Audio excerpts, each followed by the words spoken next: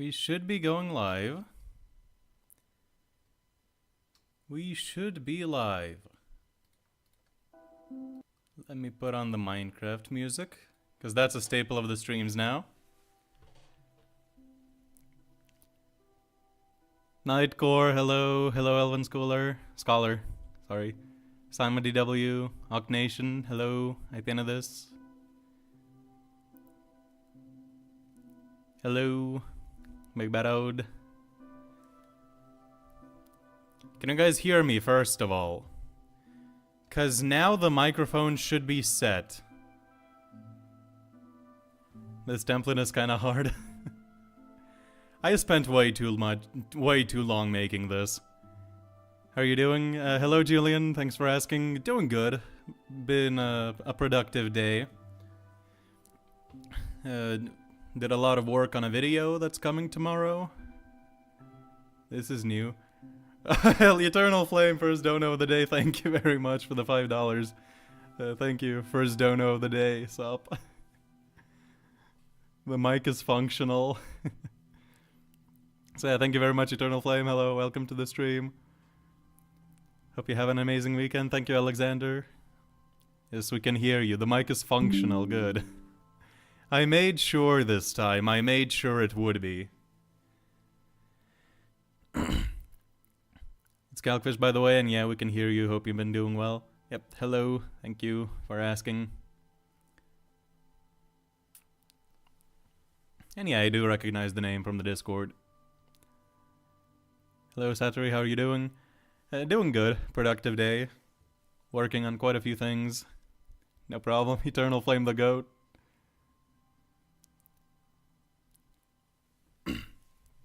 Love the Invincible content. Yes, sir. Eternal Flame does a lot of Invincible content. You guys should check him out. It's very entertaining. Alright, so for today, what is going to happen is, well, what the title says. We're going to be reacting to a video, and it's not going to be super long. Unfortunately, like, the stream is not going to be super long, because I want to do a lot of editing still today.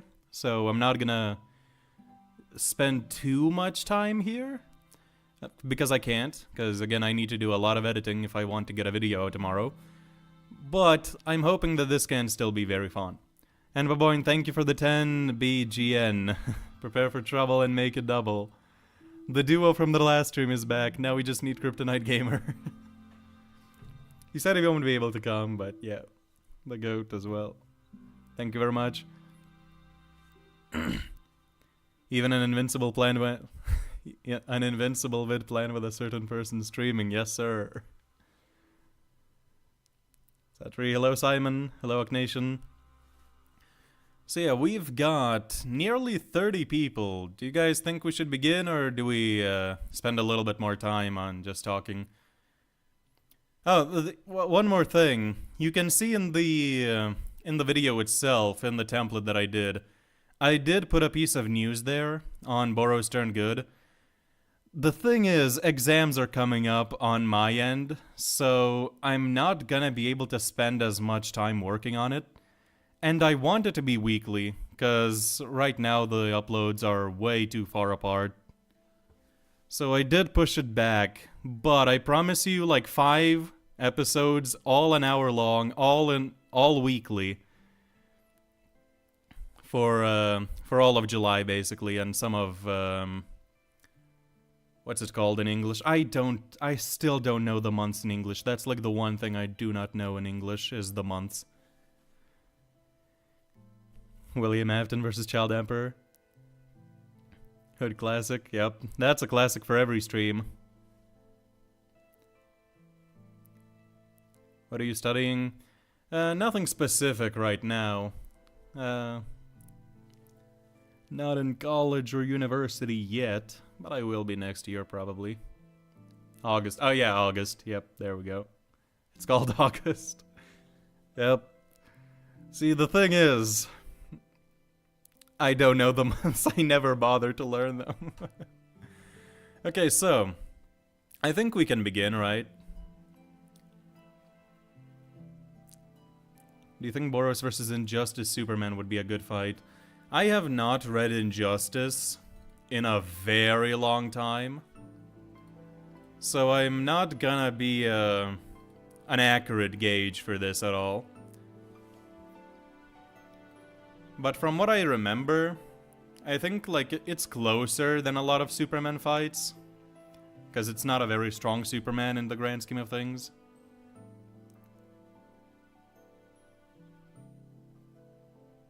Let me just send one message out to people saying that it's started, and then we can go.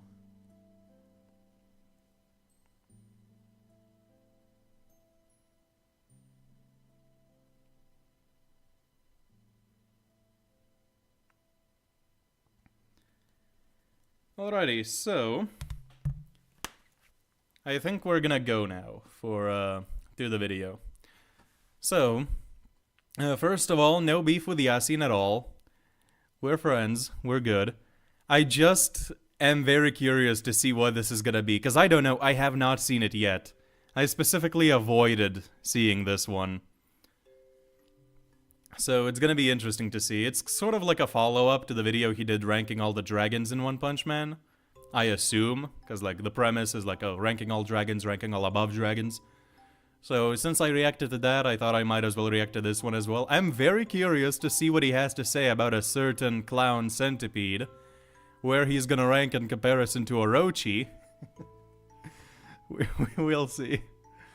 And yeah, I think we can just hop right into it, I believe. Let me turn the Minecraft music off for now. And let me know if the volume is alright. Alright, so I'll play like the first few seconds and then we shall see how the volume is. In Chapter 202, the manga finally officially introduced the dragon or higher threat level. How does it sound, guys? I think I want to make it a little bit higher for myself, but how does it sound like for you? If Boros isn't universal, then I don't know what to say. Sorry if I'm stumbling a little over my words. Orochi slams Clown Centipede Troop rise up. Yep. Satru versus Boros. Boros wins. I do not stand a chance against Boros. Maybe a little louder? Yeah, I made it a little.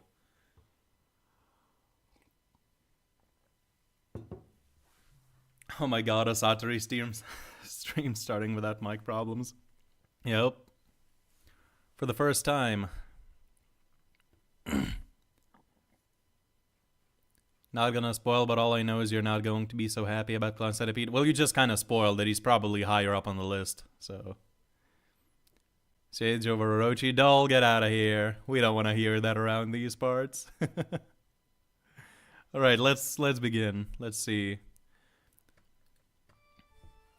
The editing is already fire. 202, the manga finally officially introduced the dragon or higher threat level. It's year-long hinted at in the data book and some other statements. This certainly bridges the gap between dragons and the elusive god-level threat that is reserved for threats capable of global and— Dude, this editing just always floors me. Like, look at these graphics. Look at everything he does.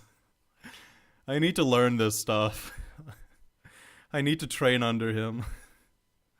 The editing is always fire. That's one thing that's always certain with these videos, like absolutely always.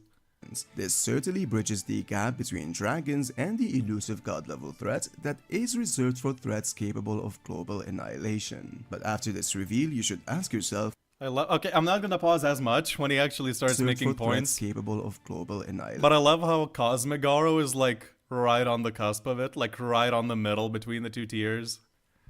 Just a safe placement to have him at.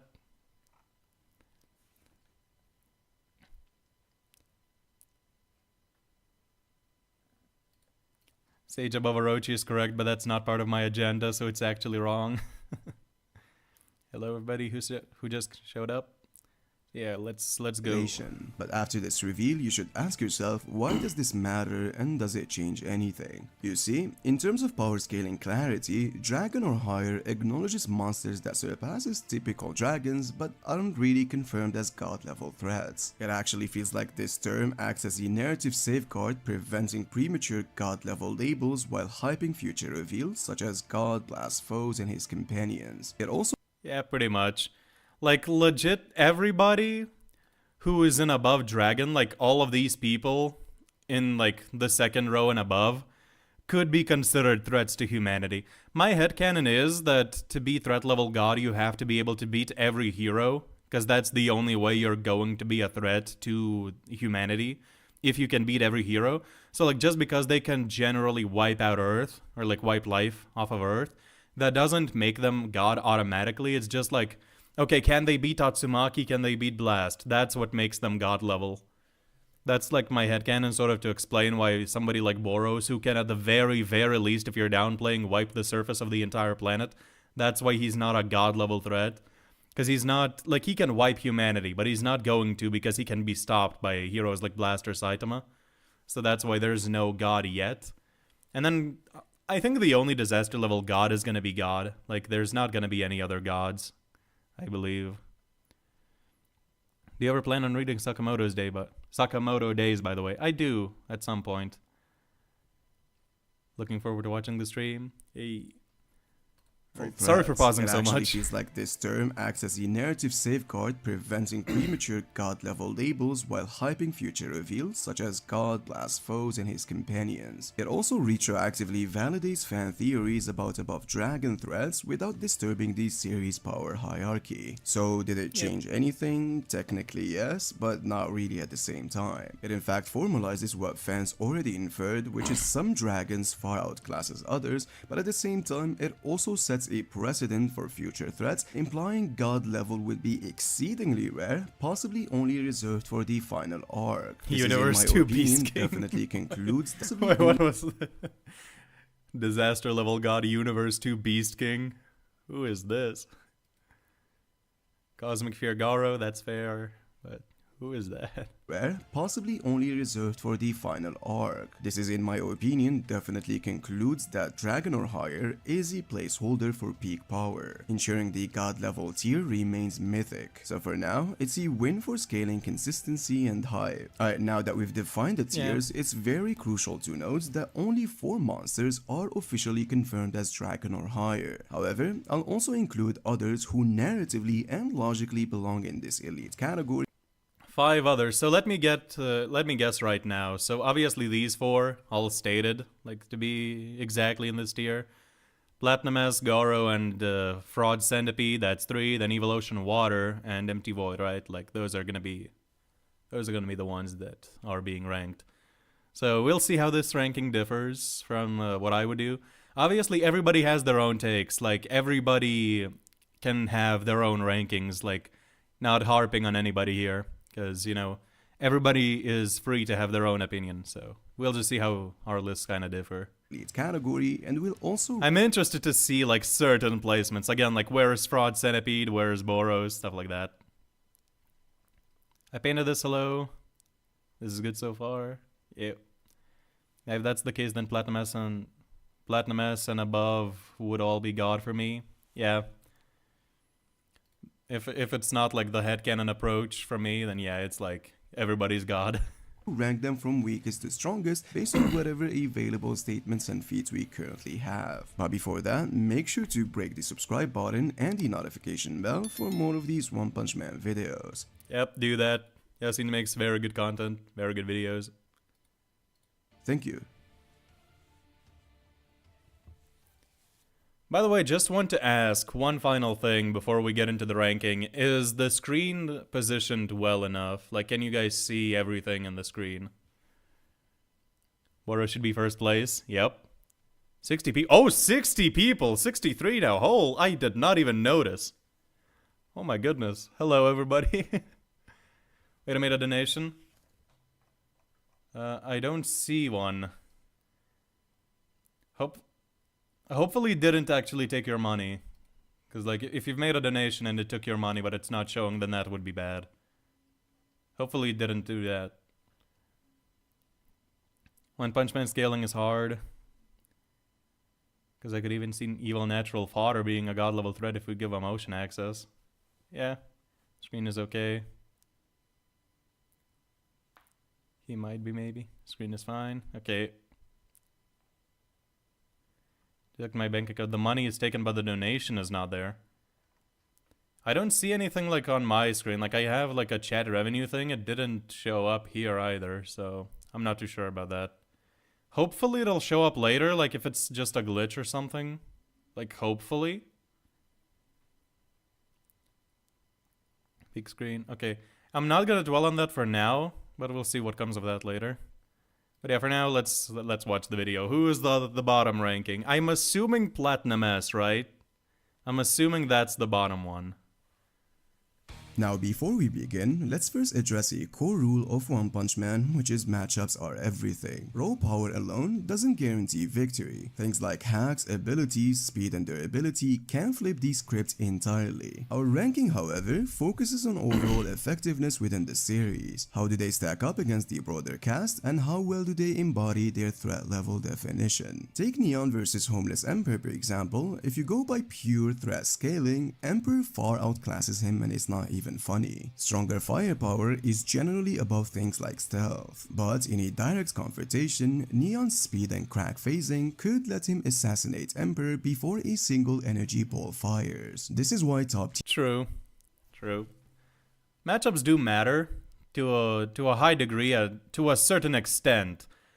However, if somebody is strong enough to just like vaporize your entire body despite how massive you are, like then it doesn't matter anymore, but or like how fast, or someone is just fast and strong enough to blitz and one-shot you. Even if you have like OP hacks, it's not gonna matter too much.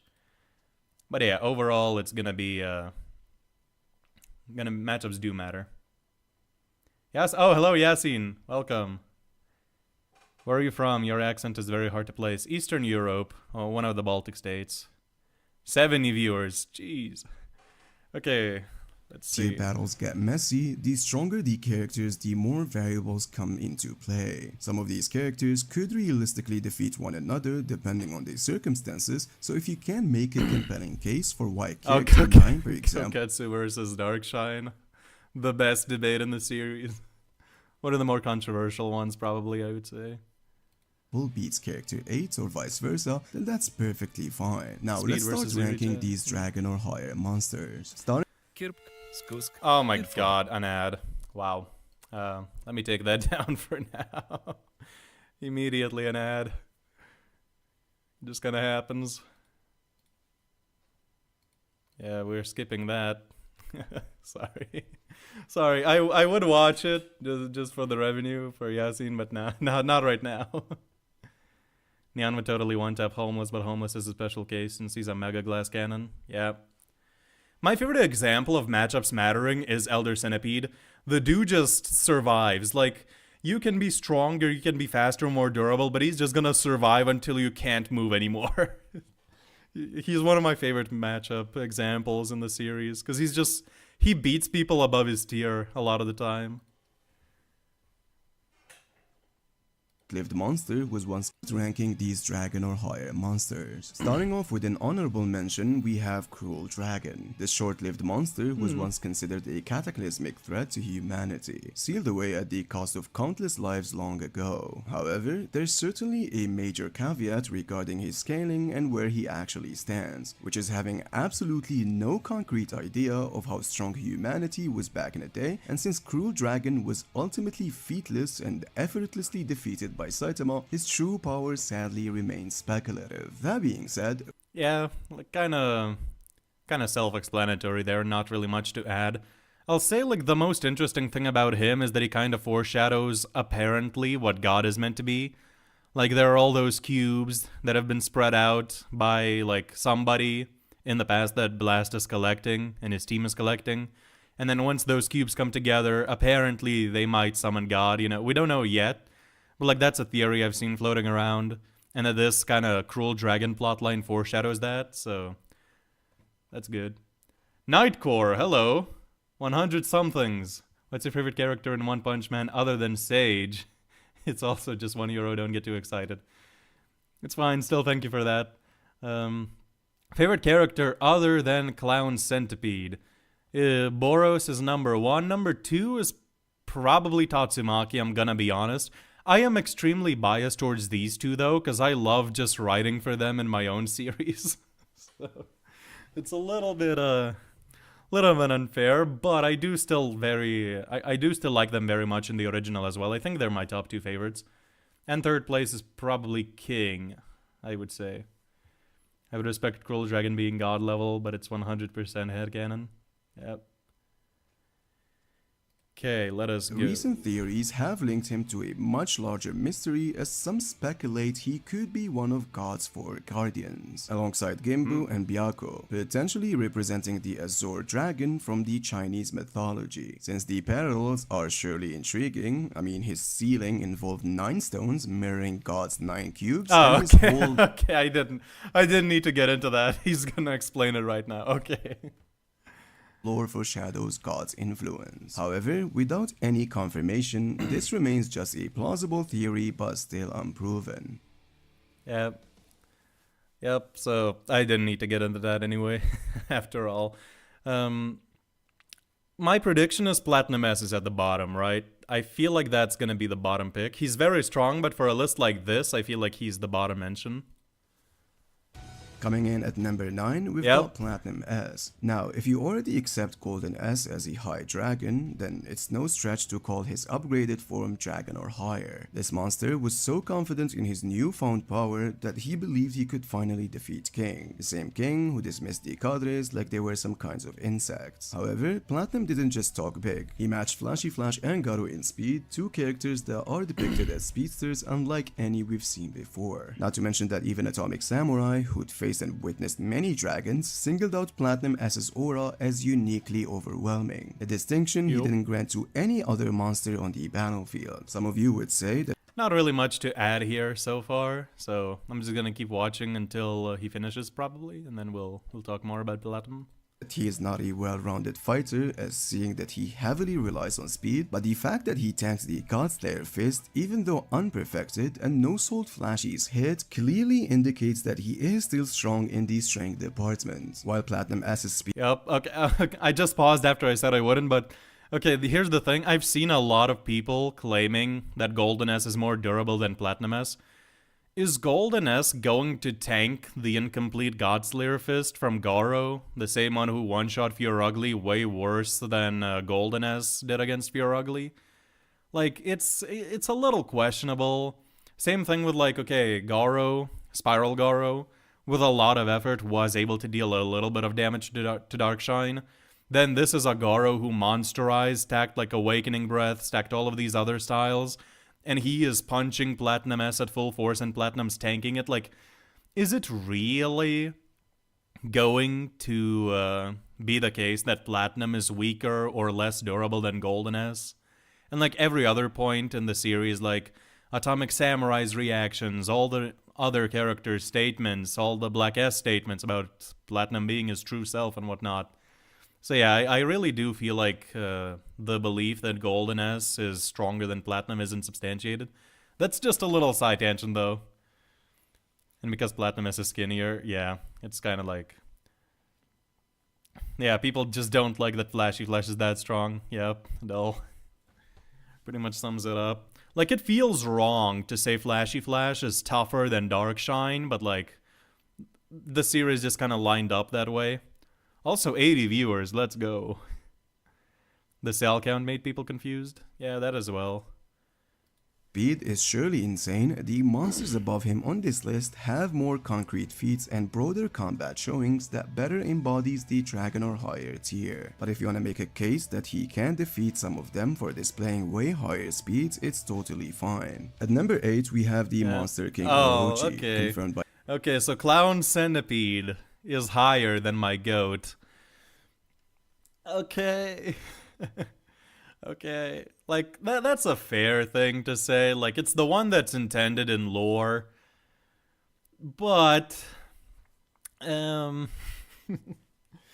guys know my take on Fraud Centipede. You guys know Love Flashy Flash being peak hero, but yeah, it's kind of dumb in some ways. Yep. Flashy Flash is him. We're not gonna talk about Clown Centipede spotted losing to Fubuki. Yep, that's the text on screen. I would say...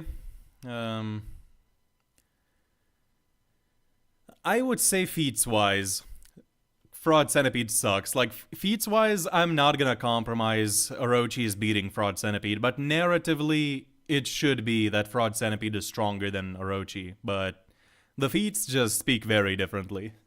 I would say that. That's my, like, kind of take on it. I'd love to hear your take on this. Blast 2 years ago fought Elder Centipede and was fairly wounded, but later scales to higher than Boros. Doesn't it feel weird? It does feel very weird, and I will probably talk about that in a video at some point, but that's too long of a discussion to have here.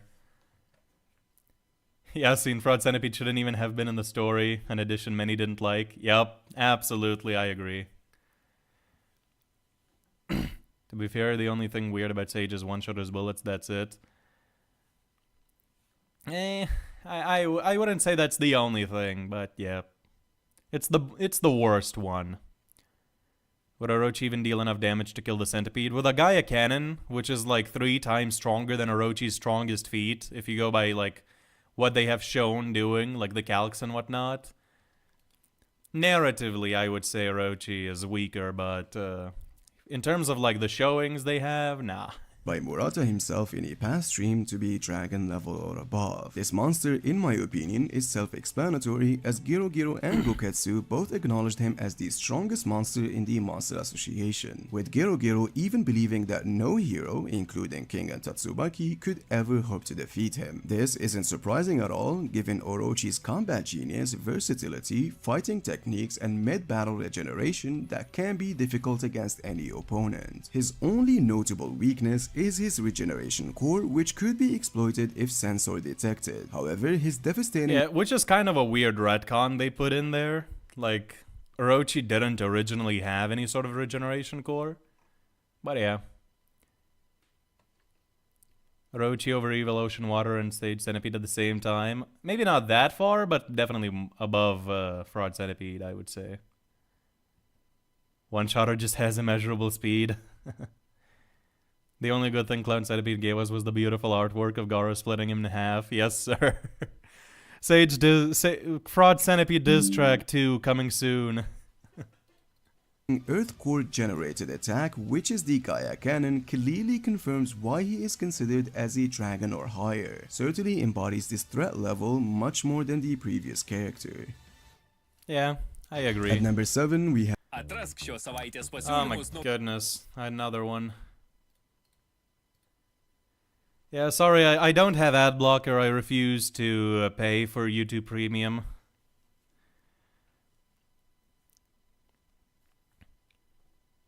Boros beats Blast. That's a hot take. Why is he moaning, or does he just talk that way? What, me or Yasin? What? Clown Centipede is an inferior version of Orochi? Yes, sir.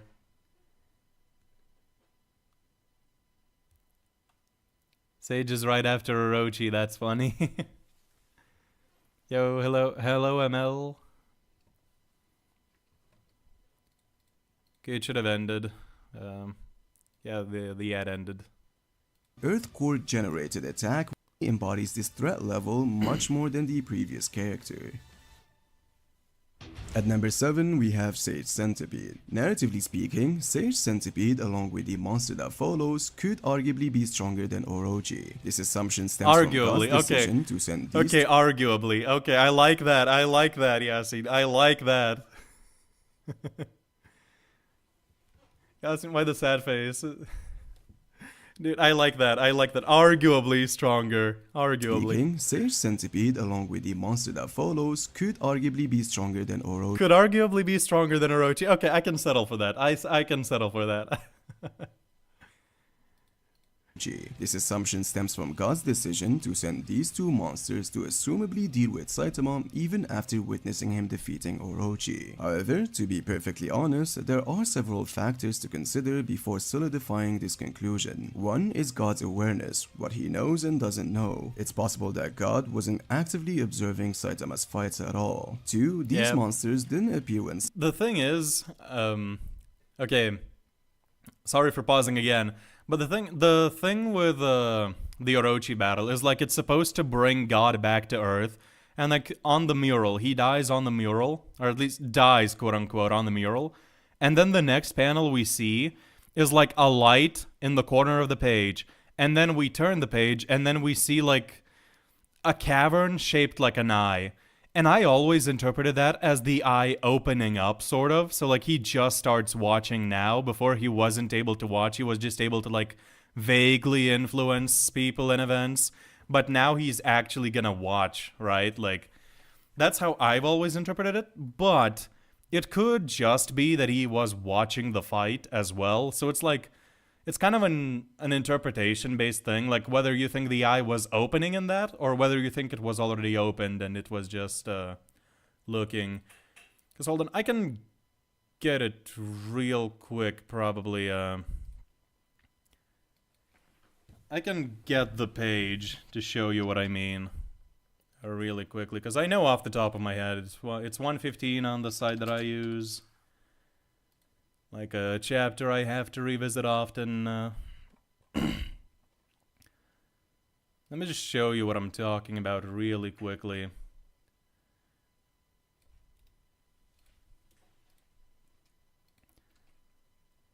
And while that's going on, Yasin, I very much appreciate the uncertainty in your voice when you're saying these things.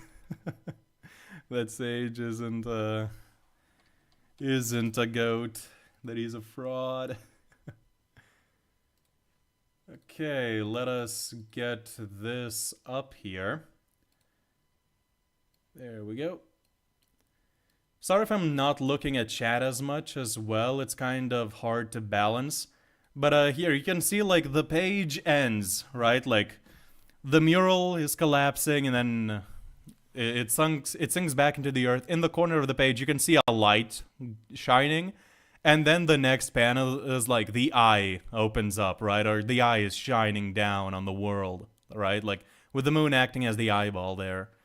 So I do believe, like my how I used to interpret it, and how I still interpreted it, is the eye opening up in that instant. Because again, the narrative is Orochi's death brings God back to Earth, right? Clown Sage Rap R2? Yes, sir. Sometime soon. Struggling to get it right a little bit, but it's coming at some point. Clown Centipede was being damaged by B-class heroes that Neon no-diffed. Maybe not damaged, but staggered and stalled. Still bad. Still really bad. Okay, back to the video. Did God start to find a vessel after Orochi's death? He influences a couple people beforehand, like Homeless Emperor, but it's not like he's observing events, and he only starts really interfering later, like he's reaching out to everybody after the Orochi battle, to Psykos, to Tatsumaki, to all of these people. So it's interpretation based on that. Saitama was present, but instead emerged directly in front of Garou. So the hateful fist that turned against God might refer to individuals who have broken or are in the process of breaking their limiters. While I'm perfectly aware that Garou later speculated that Sage Centipede was likely referring to Saitama, the pre-Ratcon chapter made me suggest another possibility. You see, I'm not sure that this is still an idea that one and Murata has in their mind, but Garou himself possesses a trait or a factor that defies God, one potentially exclusive to those who've shattered their limiters. Since as Gene said, God has set a limiter to every being, so it would make sense that those who remove their limiters are the hateful fist that wrongs the God. So maybe Sage Centipede was actually... Yeah, I would agree with that. Talking about Garou. Oh, hold on, my headphones went out. Just 1 second to get the voice back. Are the hateful fist that wrongs the god. So maybe Sage Centipede was actually talking about Garou. Number 3 is the increased monster. Also, my headcanon is that God may have just sent the Evil Ocean Water and Fraud Centipede there to hype Garou up and to help him grow stronger so he can be a better vessel for God. He just sent them there to be punching bags. That's it. That's all he did.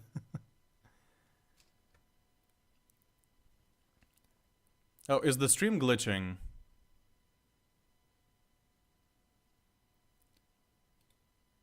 Because it's showing... Okay, no, it's not. Okay, good. What if God just can't send someone stronger than Orochi?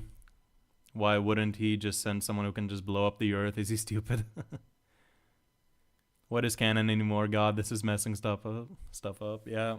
It is confusing after a certain point.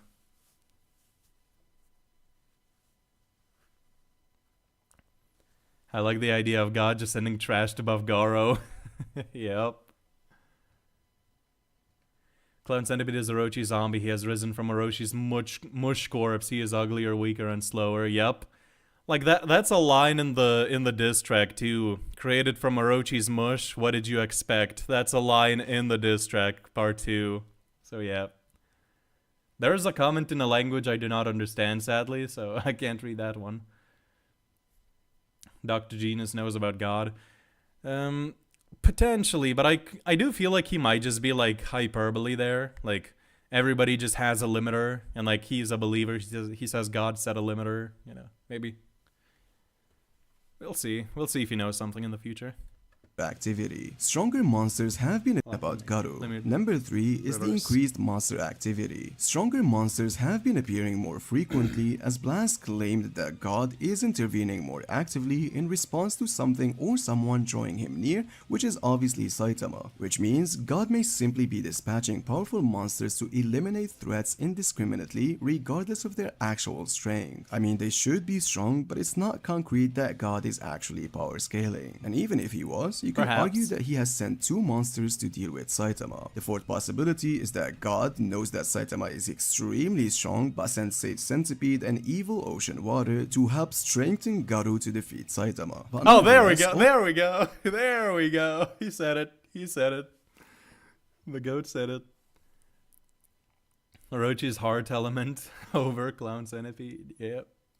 All of these are speculative theories, and until proven otherwise, Sage Centipede should be still regarded as superior to Orochi, even though the latter just seems much more impressive. Yeah, I can agree with that conclusion. Like, Orochi definitely seems much more impressive. He's done a lot more. And there could be excuses for the lore not being what it was said to be. But ultimately, the narrative intention was probably to have Sage above Orochi. But Clown Centipede just does not measure up to that. Like, it's sort of similar, actually. In tomorrow's video, you'll see I talk about the Crossfang Dragon Slayer fist from Bang & Bomb compared to the Roaring Aura Skyripping fist. It's like one of my points. The Roaring Aura fist is stated to be weaker by Murata, but everything in the series implies otherwise. Like, the Roaring Aura fist can only be used once a day.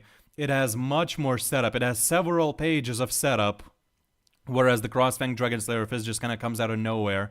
And then you have to have firm footing. You have to, like, actually just sit still, charge it up, and then use it in complete synergy with the other person to hit something. And they blatantly thank Genos for blinding Elder Centipede, otherwise they wouldn't have been able to land it, apparently. So it's like, it's a move that requires so much setup, so much build-up, and it's not certain to hit, but if it hits, it leaves a massive impact. Whereas the Crossfang Dragon Slayer fist just kind of comes out of nowhere, it's done mid-air, no synergy between them, they're just wailing on either side of the opponent. And then Garou also, he has the Crossfang Dragon Slayer fist in the Darkshine battle, but he later masters the Aura fist, and he never comes back to the Dragon Slayer fist. And he still, Murata, for some reason states that the Crossfang Dragon Slayer fist is above the Aura fist, even though Garou has both and consistently uses the Aura fist. So it's kind of weird. Like, it's a case of the narrative just kind of not matching up with the feats shown, or like the creator intention not being fully conveyed there. Also, 90 people, Jesus. Orochi, I hope the anime does you justice, even though you're gonna be a good goddess nightmare for them. From Orochi's design in the anime, I don't know. I don't have a lot of hopes for that. Orochi's heart over most cadre, that one is true. It's hard to follow the manga, so many redraws. Yeah. How strong will the healthy Orochi fusion with Tatsumaki be? Oh my goodness. Definitely way stronger than Psykos-Orochi was. Okay, let's move on. At number 6, we have Evil Ocean Water. So I immediately rank it above Sage Centipede primarily due to its crazy potential to flood the entire planet and the fact that it required a serious punch from Saitama to be fully eradicated. So in my personal view, this feature passes and is much more impressive than Garou's perfected fist in sheer scale. However, Evil Ocean Water's potential surely embodies the dragon or above classification more definitively than Sage Centipede's physical prowess. But if you feel like prioritizing Sage Centipede's feats over global floating potential, ranking him higher is still a reasonable take. At number 5, we... Yeah, I would agree on the points that Yasin made. I will say, it just depends on if you think Ocean Water scales to Garou, because he was able to harm Garou. Because Ocean Water did more damage to Garou than Sage did throughout that entire fight. With that one cannon he does, he makes Garou bleed. Sage never does that at any point in the fight later on. And it just depends if you think Ocean could tank attacks of that level, of his own cannons. Because if Sage charges with a drill and like completely wipes him out like Saitama style, that's the only case I could see being made for Sage, or Fraud. Otherwise, he's just never dealing enough damage to Ocean Water to actually put it down. And Ocean Water is just going to get stronger and stronger until it just wins. So, I definitely agree with this one. Imagine water being above you. Only Cosmic Garou is stronger than Boros. I sure hoped Ocean Water wouldn't die in like 5 or 6 pages. I think that's why the Crossfang Dragon Slayer Fist is superior, because it can be used more consistently, but it deals less damage. While the Roaring Aura deals a lot of setup. It's a hard hit or miss. Yeah, true, but Murata does say, like, physically, like, the Dragon Slayer Fist is superior, which is kind of weird. His feats over global floating potential, ranking him higher is still a reasonable take. At number 5, we have Psykos-Orochi, a fusion between Psychos who could even arguably be placed on this list by her own and the Monster King Orochi. I know that one could argue that Sage Centipede and Evil Ocean Water might be stronger, given their direct creation by God and his apparent awareness of her power, but to be perfectly honest, I can only be generous enough to put them above Orochi based on these speculations, but not Psykos-Orochi. Reasons why is... Yes, Yasin. I totally agree. I love this. Sorry I'm late, Satsuri. Glad I could catch some of the stream. Hello, Kryptonite Gamer. Boros fused with Orochi while God amped is Overblast. Honestly, probably. Sage scales above 5-year-old me because he's weaker than water, and I almost drowned then. What? You should collab with Yasin sometime, maybe. But yeah, I totally agree on the Psykos-Orochi point. Like, it's Orochi plus a psychic that is blatantly, like, implied to be above even top-tier cadres like Elder Centipede, and then, like, higher from a boost from God. Simply because she seems like she possesses the raw firepower to breach Sage Centipede's defenses and the precision to dismantle Evil Ocean Water. Her psychic abilities further tip the scales, offering strategic advantages neither monster can seemingly counter. And most compelling, however, are her demonstrated feats where she stood her ground with nerfed Tatsumaki and remained standing against multiple S-class heroes even in a severely weakened state. A level of... Yeah, how crazy... Like, I agree with everything said right now. How crazy is it that a literal blob heart thing, which scales so far below actual Psykos-Orochi, is taking full power kicks from Darkshine, Puri Prisoner's punches, atomic slashes, and the Crossfang Dragon Slayer Fist, and still surviving. Like, this is a blob. It's not... it's insane. severely weakened state. A level of performance neither Sage Centipede nor Evil Ocean Water can be seen replicating in my opinion. But while the narrative positions God spawns as escalating threats, it's just for now, concrete evidence favors Psykos-Orochi. So until we receive clearer insight into God's power assessment or have a further understanding of how strong these monsters were in the future, Psykos-Orochi, with her potential to become the planet itself, definitely deserves to be above.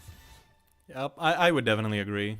Like, especially if it's allowed to live for longer and actually absorb the planet. Dude, that would be insane. With Psykos' intelligence too, like if she absorbs people and then has that knowledge to, like, I don't know, create spaceships and put herself on those spaceships, like chunks of herself, and then she just goes out into the cosmos. Imagine that. She starts colonizing space. The new monsters are Orochi victims, maybe. I mean, yeah, no way can get Sage above Orochi, above Psykos-Orochi. Yeah. At number 4 and 3, we have Gimbu and Byakko. So listen, I'm not going to sugarcoat. Okay. Initial thoughts, I have no clue what he's gonna say about them. But... Look at this.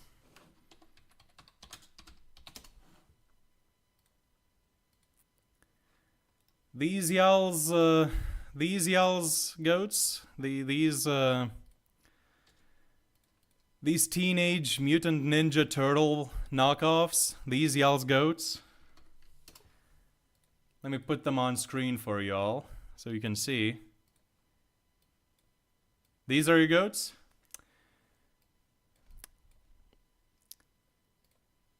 These are your goats, right? Not talking to Yasin specifically here, just like in general.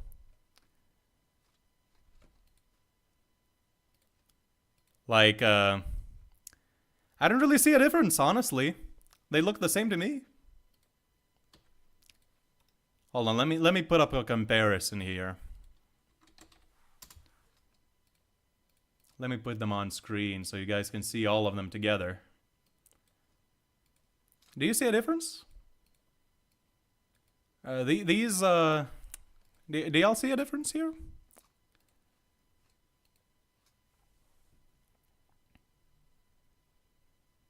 There's nothing stopping Psykos-Orochi from just absorbing Sage. Look at these guys, they sure look normal. He's really gonna have to explain himself here. Actually, it's kind of easy to argue for these guys being super top tiers. Hell yeah, man. Yeah, Yasin gets it. What cursed horrors have I just walked into? 4 divine frauds. That's nobody's goats, be for real. No way the god NPCs have fans. Yeah, it's like... These are like the most generic designs. I'm sorry, like a tiger and a turtle.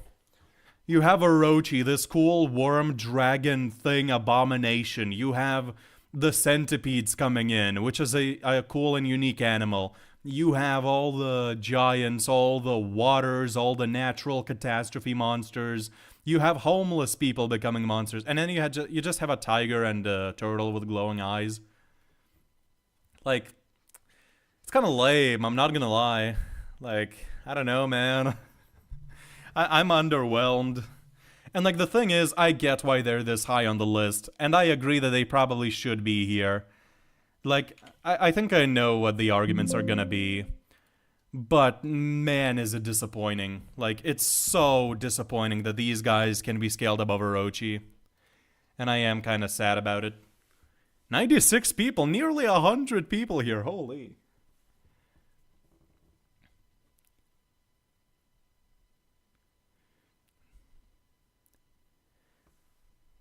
Does that mean Sage gets a win via design?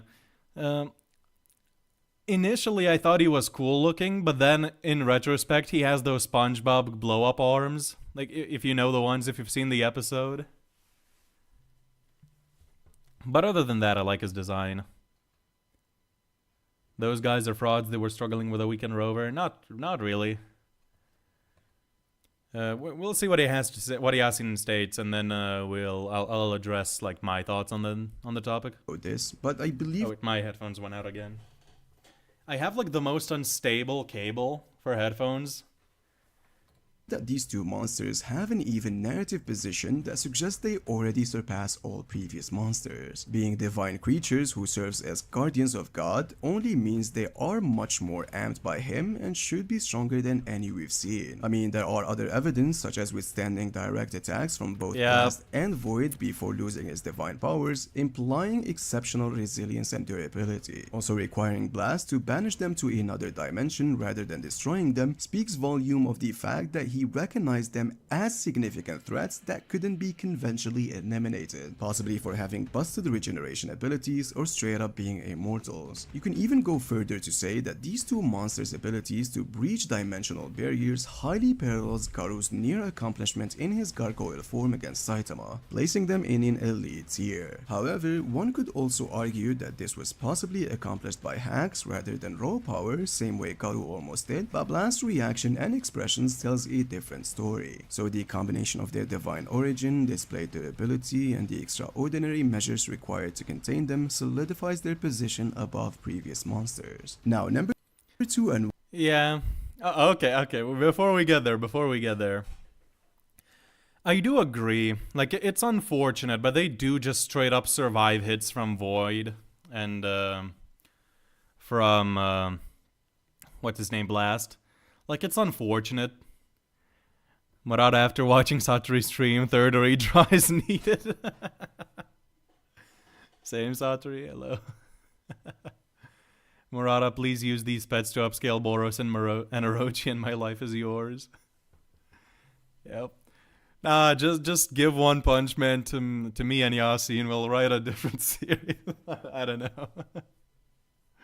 Nah, but the pets do kind of... They are unfortunate, because, like, they're lame, but they do have insane scaling implications. Like, it's kind of sad.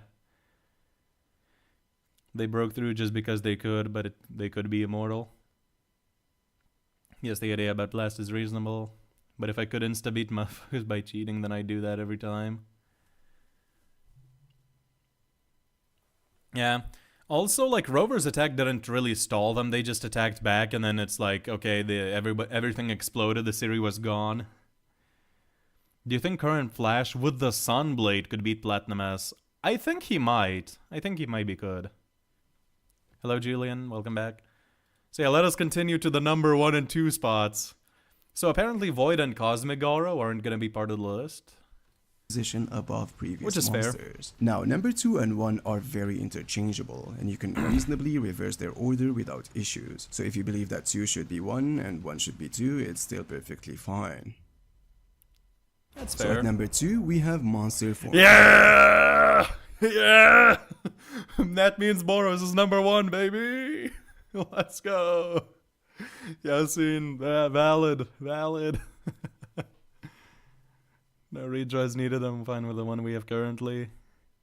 Will Phoenix Man be the 4th Guardian Beast because he's a Phoenix? Perhaps. But yeah, Boros is number 1, baby! Give One Punch Man to you and Yasin and he'll cook. Yasin will be the Murata by editing way too well, and he'll be one making storylines. Absolute cinema. There we go. Alright. And I do not mean cosmic form, but more so talking about Garou at his peak before receiving God. No. We're totally talking about God Garou here, right? We're totally talking about God. Boros number 1, Cosmic Garou number 2. Powers. You see, Garou without a doubt should be a dragon or higher, evidenced by decisively defeating Sage Centipede, who's already a top tier monster talked about on this particular video. He went on to evolve more to the point of withstanding. Chopped him in half. You chopped him in half. Yep. Punches from Saitama himself, almost able to break the dimensional seal with sheer raw strength and parry some of Saitama's punches in. I will say the dimensional seal is, like, it's implied to be a byproduct of the gravity on Earth, like, shifting and whatnot. Like, at least that's, like, a part of it. A new campaign has begun, Eternal Flame. How many Orochis would it take to beat one Boros?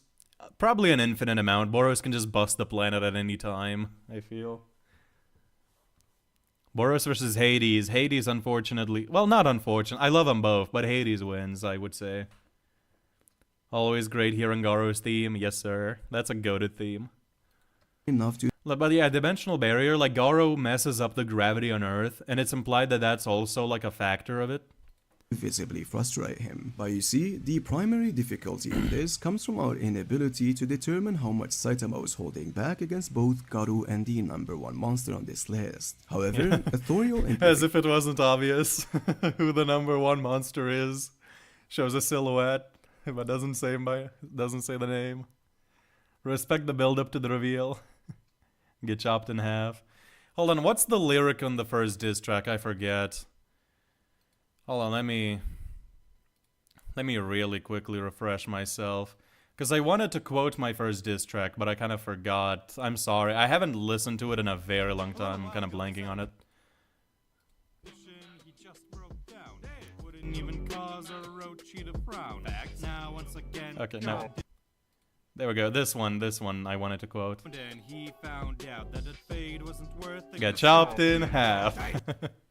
I don't want to play too much of it, because then it's gonna, like, the beat, it might copyright the stream, but yeah. Boros' whole lifetime is looking for a challenging fight, so it's easy to see him going easy. Yep. Boros one-shots the Grand Priest, facts. I was like, who do you like more? Oh, okay. I do like Hades more, but Boros is very good. Boros is very good too. When are we going to see Haros, and what if Boros done good again? Okay, let me finish the video and then we'll talk about that a little bit. List. However, authorial implications strongly suggest that these two combatants exist in relative parity. Any confrontation between them should be an extremely difficult battle with no clear favor. Which brings us to #1, which is the dominator of the universe, Lord Boros, an alien conqueror whose strength mirrors Saitama's own existential dilemma of overwhelming power. Dude, look at the stream chat for now. Look at like, not the chat, the screen. Subscribe to Yasin, and then in smaller letters, unless Boros is a #1. Boros is #1. Subscribe to Yasin. Go subscribe to him. What elevates Boros to this pinnacle position is Saitama's own repeated acknowledgements of his strength. Yep.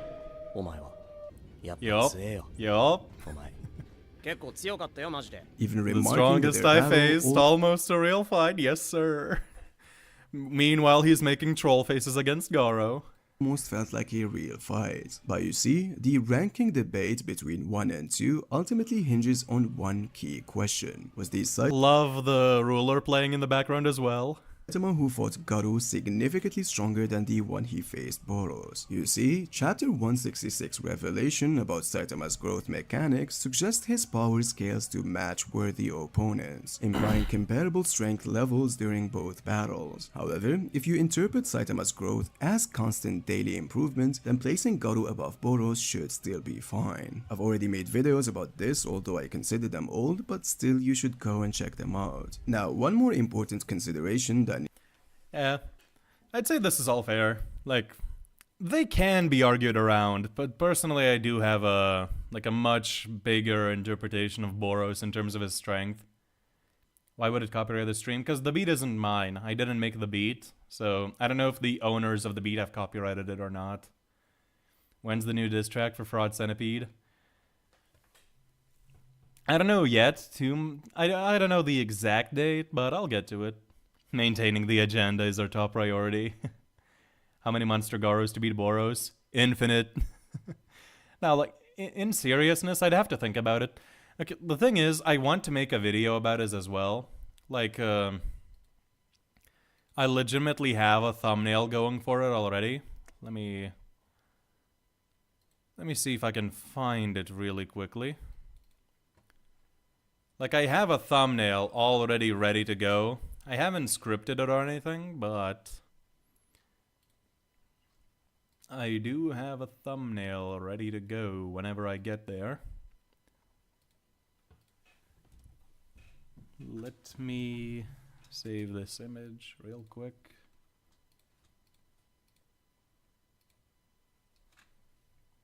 Where is my streaming software? Okay, there's the thumbnail that I have for an upcoming video. It's not gonna be soon, but I do intend to make this one at some point in the future. Because I just want to, like, do the... What's it called? I want to do, like, a full retrospective on all of my arguments and just, like, put it all in one place so it's not scattered. So that everybody can just find it all in one place. And I will also address, like, some arguments for Garou. Like, I want the video to be fair. Like, I want to cover both sides. I'm hyped for that vid, looking forward to it. The strongest in history versus the strongest now. Yep. Webcomic Garou solos Boros, I will die on that hill. Maybe. Who knows? If Boros was at the Monster Association, he would just run really fast and speed blitz every single monster. Absolutely. Dude, you know that scene in Invincible? I'm not gonna spoil, but there's a scene. No worries, I'm not spoiling anything, but there is a scene where a certain character flies past a certain other group of characters so fast that they just instantly get dismembered. That's basically what's happening with Boros versus the Monster Association. Domain expansion, collapsing star. He just teleports everybody to a collapsing star. What's the video got planned for tomorrow? Okay, I can send that, but before that as well, me and Sadri on the same mind because I was about to mention the Invincible scene. Yep. Boros just does that, but in a higher level.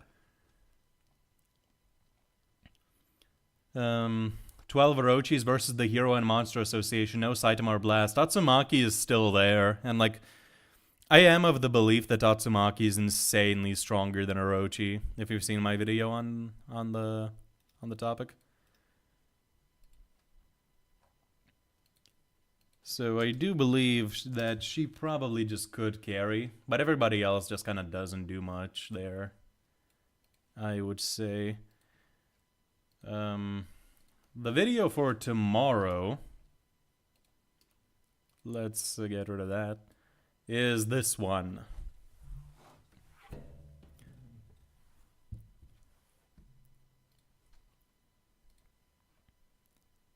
Boros versus the Monster Association is like Sonic versus the Paradisers. Yep. Gamma Ray Burst versus Collapsing Star Roaring Cannon. I do have an opinion, but I want to save that for maybe later. It can't really be said definitively either way, I would say, but I do have an opinion on that. Boros could be scaled higher if Murata allows it. Oh, if Boros comes back in the future, I absolutely think that he will portray him as a threat to blast level people. I definitely do think that's going to be the case. The biggest debate in the Monster Association? Yep. One of the bigger ones, anyway. Do you think Boros would enjoy fighting the Monster Association? While his armor is on, I think he would.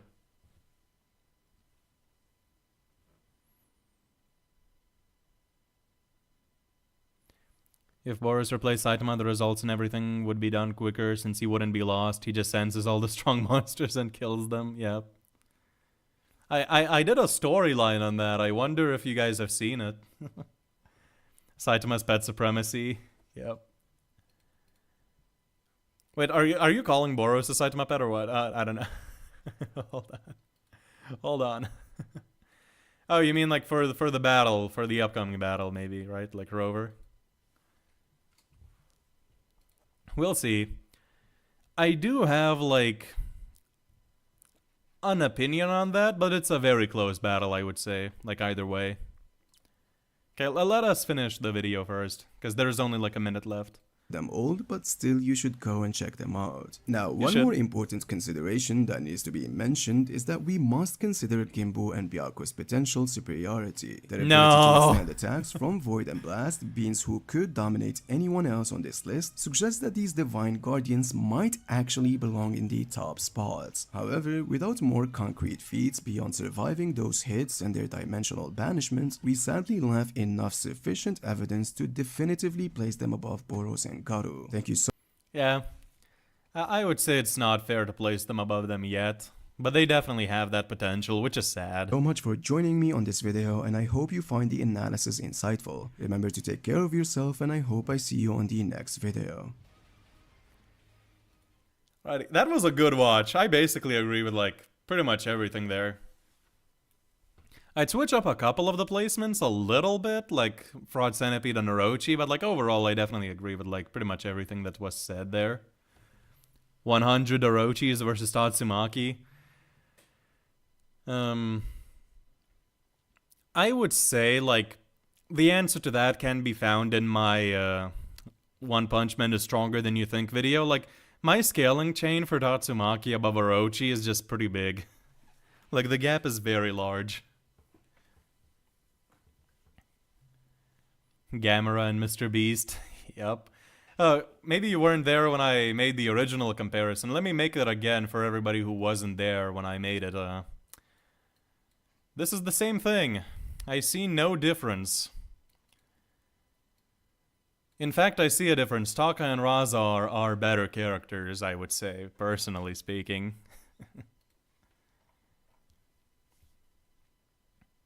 I hope they don't bring back Boros, since bringing villains after their arc tends to ruin them. That's my concern as well. It's like,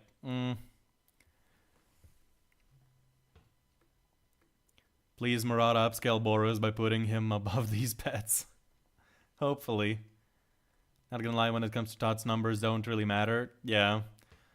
Like, her range is absolutely massive. She can twist the entire battlefield and everybody in it. I think Boros is like guaranteed to come back at the moment. Why would they tease him in the webcomic? Yeah.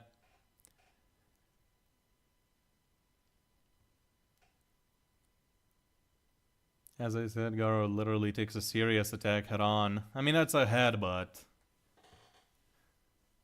Plus, serious attacks can be weaker than normal attacks. Like, just think of like the punch that killed Elder Centipede and the punch that killed Orochi. Or like that wiped out Orochi. Looks like the turtle monster from Godzilla the series. I haven't seen that one.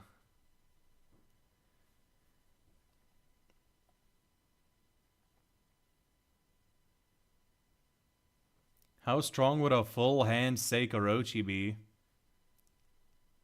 Like a full hand, like you mean he like takes the god's hand? I'm assuming.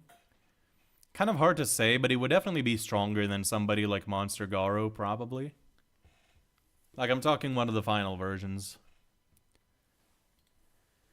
Okay, let me put the Minecraft music back up, since the video isn't going anymore. So yeah, conclusion on the video, it was a really fun watch. I basically agreed with everything that was said. I would have just flipped Orochi and Sage's placements. Probably Orochi and Waters too, but that's pretty much it.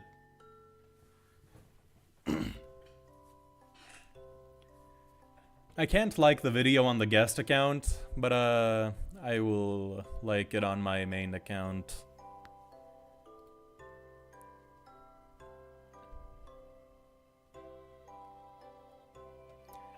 But unfortunately I won't be able to stick around for long, because I want to go edit, and I need some more time to complete the video that I'm working on.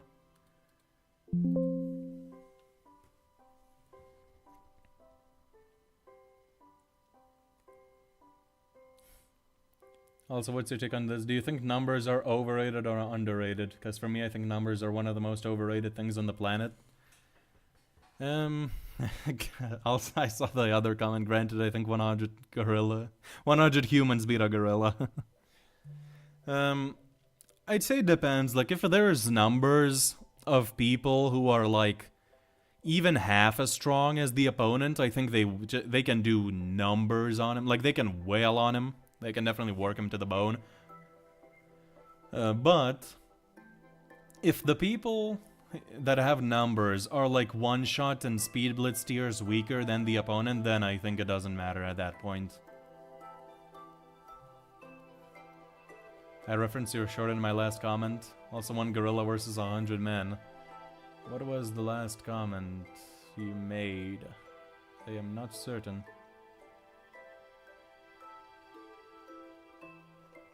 But gorilla versus 100 men, 100 men soul, 100 men stomp, like, it's not close. Cause like, okay, the gorilla, yeah, it can definitely do damage to a lot of humans. Like 1-on-1, 2-on-1, 5-on-1, you're probably not beating a gorilla, but 100-on-1, the gorilla's just gonna get fatigued and tired out very fast. You can literally just like curve stomp it with 100 people, go for its eyes, scratch it, you know, do whatever it takes. It's gonna tire out eventually, and if enough people dogpile on it, it's just gonna get crushed. Like, it's not gonna be able to move, like, in an insane amount of people.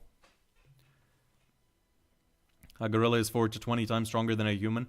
Even that is, like, the 20 times thing, I don't think it's that valid, because, like, for example, chimpanzees, in, like, more recent studies, they're legit just, like, 1.3 times stronger than a human, pound for pound, which would make me stronger than the average chimp. Whether I could beat an average chimp, I don't know, but I should be stronger than it, because pound for pound, they're only 1.3 times stronger than a human. So, yeah. And they're way smaller than humans. And a gorilla, sorry, I read a car in the chat, so the word just came to mind. But yeah, the gorillas also don't have fighting skills, they just wail around. They don't know how to bite to kill, they wail around. They're not going to be striking like a trained boxer, they're going to be pretty wild with their fighting style.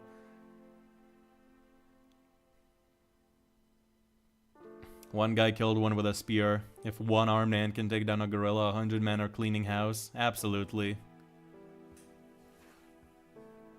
Gorillas almost never seriously injure people when they attack. Yeah. It's like there has been like one case that has been not even recorded but documented of a gorilla ripping a guy's head off. And like, if it's true, it's very impressive, of course. But 100 people, no way. How strong do you think Blue will be? I'm not sure. At this point, it can go anyway. Like, I stopped making predictions for the manga a while ago. Will the new episode of What If Boros Turned Good have animation? Not the one that's being made right now, but others will. And yes, I said others plural. But it's not gonna be a very common occurrence. Because animation is super expensive, like holy. It's weird how far this 100 humans versus a gorilla went. 100 men versus a gorilla is just a JoJo meme, but with 100 people. The kicking meme. Yeah. Gorillas are terrible fighters? Yeah. Pretty much. 100 men versus a tiger or brown bear would be a closer fight. See, the thing is, a tiger I still think we're kind of packing it up. Like, it's just gonna get fatigued eventually. And brown bear, that one would be really tough, but I feel like 100 people could still probably do it. I'll say, like, most land animals on Earth I don't think are actually doing it.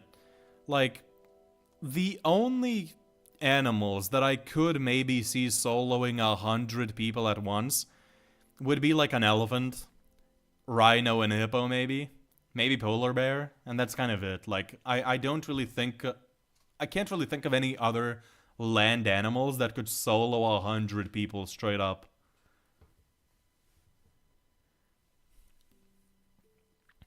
Why is Monster Garou versus Boros even a debate? I mean, some dude in a monster costume versus the dominator of the universe. Yep. 100 Boros versus Saitama. This is just the second season of all Pokemon versus 500 million lions. Yeah. Tiger once killed an adult female rhino. That's pretty impressive. What rhino was it though? And like, what are the circumstances? Because if it's like a sneak attack, then it's like not as impressive. If Blue will have blast dimensional powers like Gravity Knuckle.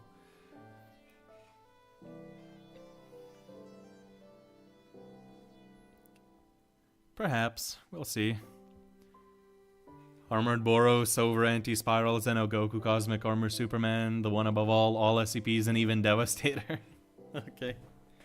I see the reference. Although I will say that short is a very bad reminder.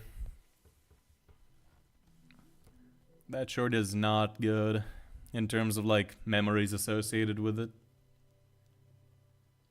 You should definitely check out Hunter, the Parenting. It's a fan series in the world of darkness, and it was really interesting power dynamics and scaling. We'll see. I should get like a list of series to check out. It was an extended fight against a healthy adult female Indian rhino on a preserve in India. A Bengal tiger, not Siberian. That's interesting. Is that like on video or what? Did you watch The Boys? I haven't seen The Boys, but from what I've heard, he definitely cannot beat any dragon level monster. From what I've seen being talked about him. I haven't been keeping up with the webcomic. Do we know for sure that Blue is really Blessed Sun and not some marketing trick? I'm not too certain. I haven't read the webcomic, but I'm pretty sure he is Blessed Sun. Homelander is a mid-demon at best. Probably. Is there any possible explanation for Saitama's internal organs being as durable as what is outside? He is Saitama. Like, that's the explanation. The limits of humanity don't really apply to him.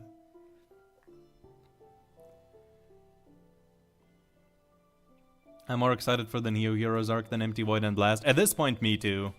I want to see them get more grounded again. First place on the list is Animation vs. Minecraft by Alan Becker. Go watch it right now. I have been requested that so many times. I need to get to it.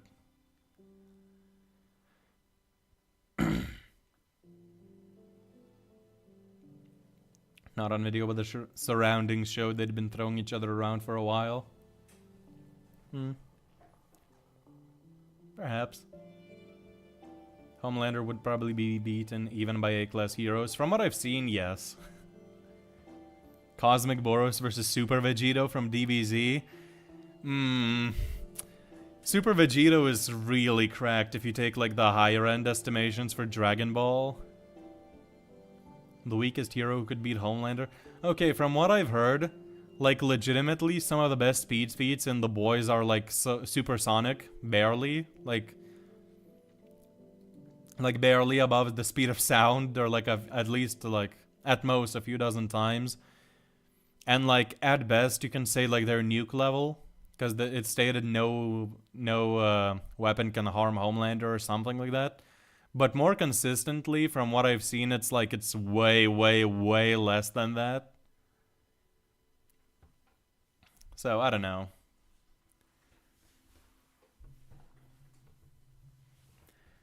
I'm not confident about, like, saying anything about Homelander, because I haven't seen the series, but I don't think it's really close. Between him and, like, almost anybody in One Punch Man.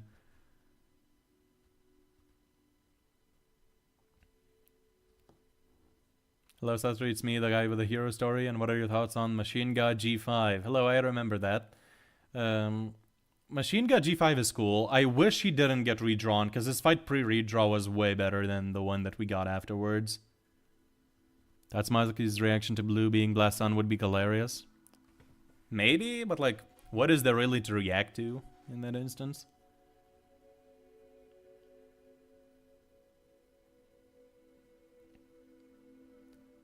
Town level and supersonic consistent, mountain level and slightly FTL inconsistent high end. I mean, the lowballed version or like the consistent version is like losing to like A-class heroes.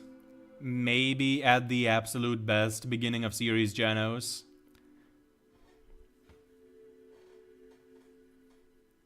Did you see that new My Hero Academia guidebook stated that All Might's top speed is Mach 10?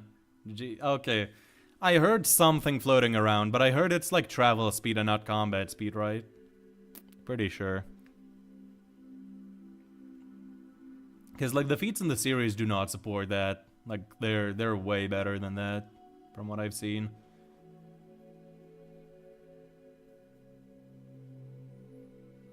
City block plus to like multi-city block on average, so Gene solos. Shout out to the Ender Dragon. Do you use any fragnances? I am not sure what that is. Do you think that Garou will help Darkshine heal from the trauma since he's partially responsible for it? That could be really cool.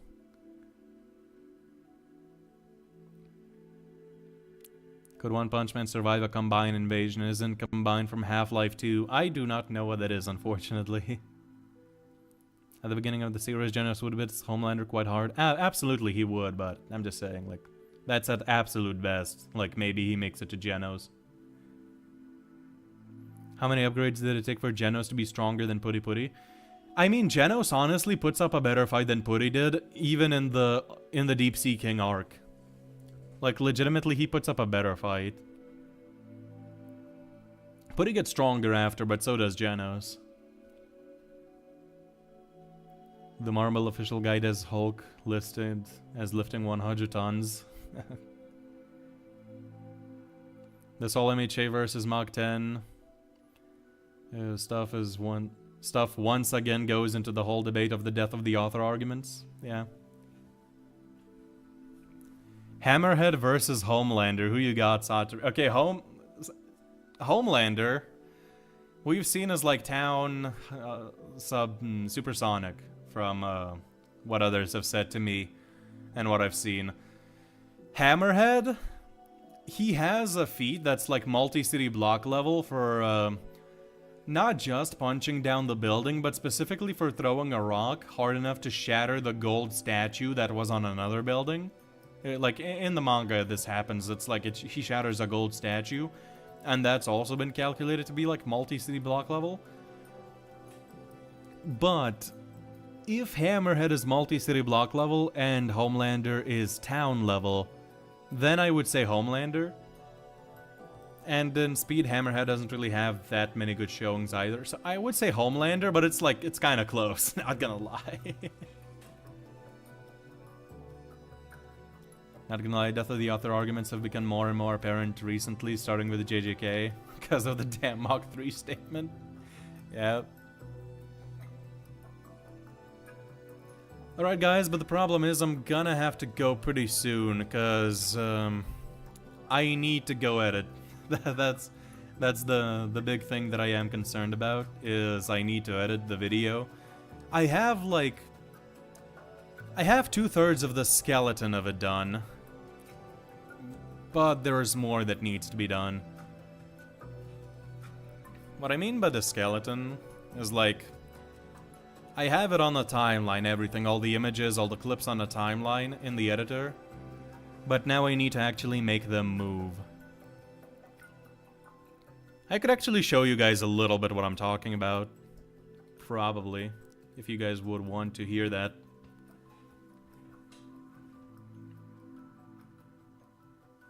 Homelander's best calculated feat is multi-city block 2. It's just funny that Hammerhead competes with that. Okay. Bang. Alright, let me put something else on screen really quickly, just like to share a little bit of behind the scenes knowledge here for everybody who stayed around for so long.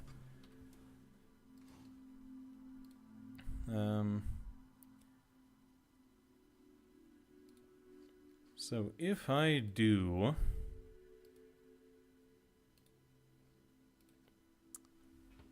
how do I put that on screen actually?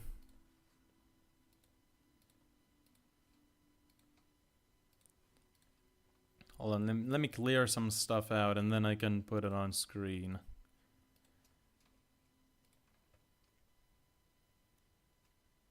Okay, so I go to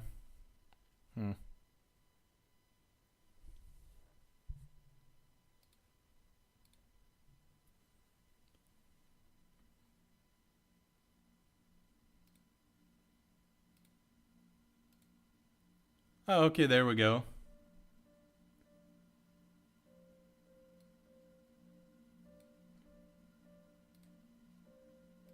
Or not. Nope, no, we don't go. I don't know how to put shotcut on screen, man. I don't know how to put something on screen here.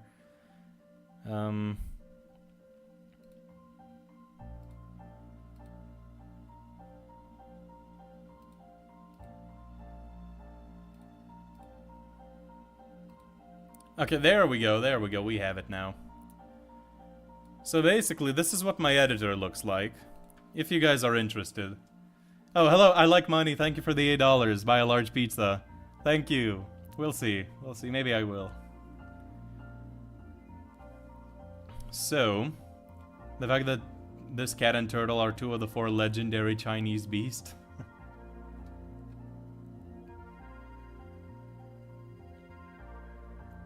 Okay, by the way, I think Centipede is going to win. Maybe, we'll see. Spectacular Spider-Man versus the Chunin exams, that would be pretty fun. Breaking the 4th wall. Yeah, so... this is what my editor looks like. Oh my goodness, it got bigger. Okay, so this is how it's looking. And basically right now, if you look, it goes like this. Elder Centipede, Overgrown Rover, and Goketsu. Besides Orochi, Platinum S, and Psychos, you can see like they're not moving at all, like they're just all on a timeline. And I make them move like pretty manually. I could just go into like size, position, rotate, got like the keyframes and everything. Make it go in like from below, let's say. And now you'll have him coming in. These 3 are generally considered. He's gonna move in there. So that's basically like I do the skeleton first, and then I make all the images move. So that's basically how my process sort of works here. It's probably horribly inefficient, I would imagine.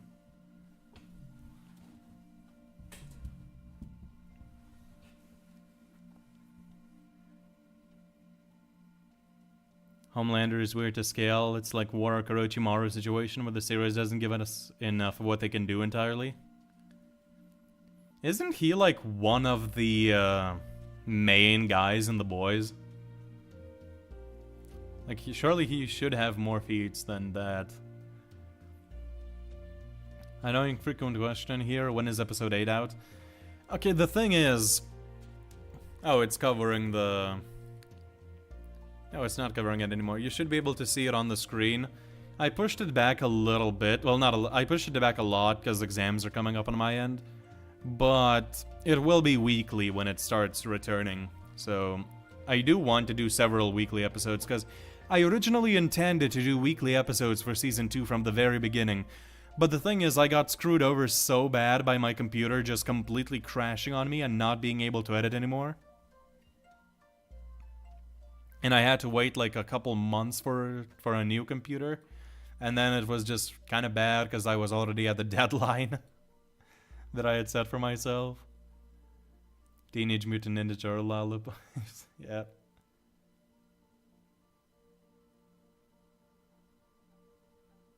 Take your time, dude. Thank you.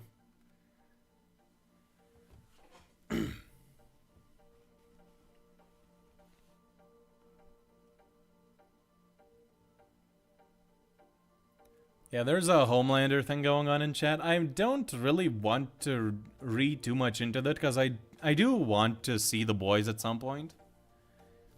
So we'll see. Right now I'm gonna go have a quick dinner and then I'm gonna go edit, so...